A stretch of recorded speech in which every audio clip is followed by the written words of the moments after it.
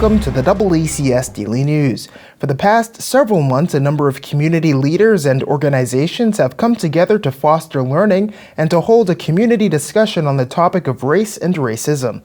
The event is meant to spark civil and meaningful conversation among community members as they share their own thoughts and experiences. There will be another virtual discussion later this month, and we spoke with a representative to find out more.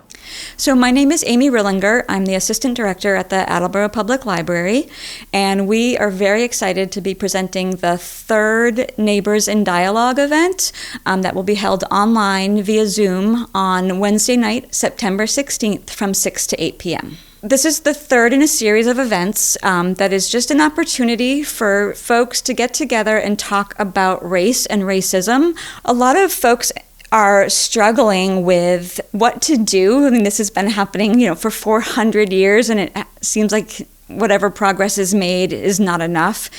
And they're tired of it, and they really want to learn more so that they can do better.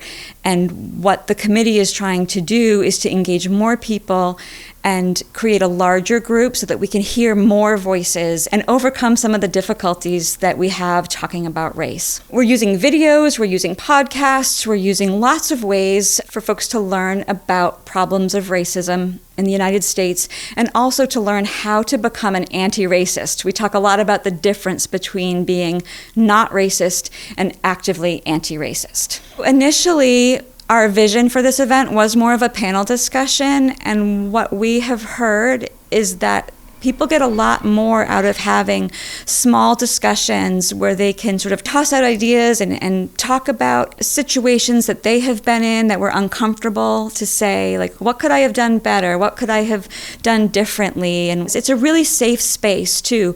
They can just share ideas and really be vulnerable to get to better answers.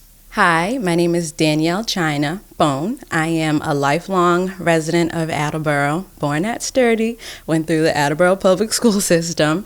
The event in itself, when you first come into the Zoom room, you're greeted by all of the co-facilitators and all the other residents of Attleboro that are joining. It's a large group, and then we break off into small groups where it is facilitated by co-facilitators, and that's where you're introduced to the questions that we'll be asking for that night, and just basically how the basis of the conversation is going to go. After you go from the small group, you go back into the large group where we have a great wrap up and just a nice small exercise to kind of get your mind working on what you want to do after the event is over.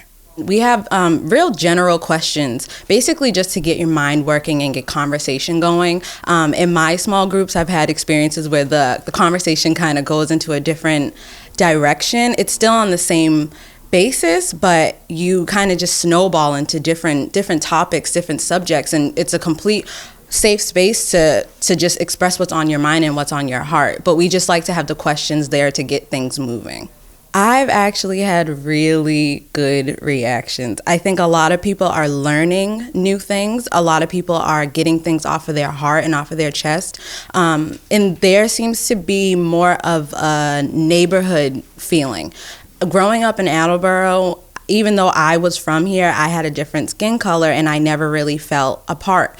And to see these small groups, you see a lot of people starting to see things that they didn't know they had alike. You live in this small city and you don't know that you're neighbors and you have so many things in common, because unfortunately there's this thing that's keeping us apart.